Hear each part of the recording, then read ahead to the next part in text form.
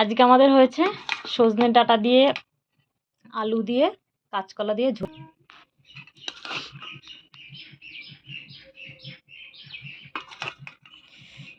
ঝোলটা একটু কমই হয়েছে, ঝোল কম করেছি কারণ দুজনের খাওয়া তো।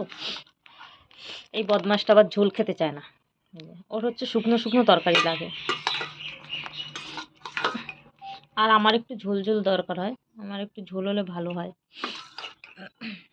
ফট করে গলাটা কেমন খুসখুস করে উঠলো, বুঝতে পারলাম না কেন হলো। তো আমাদের দুপুরবেলা এই হচ্ছে মেনু। আর কালকে মাংস রান্না করা হয়েছিল, তো এই যে আছে 2-3 পিস, তো সেইটা আবার গরম করেছি, আজকে গরম করে নিয়ে বসেছি। তো এখন খাওয়া যাক। সজনের ডাঁটা,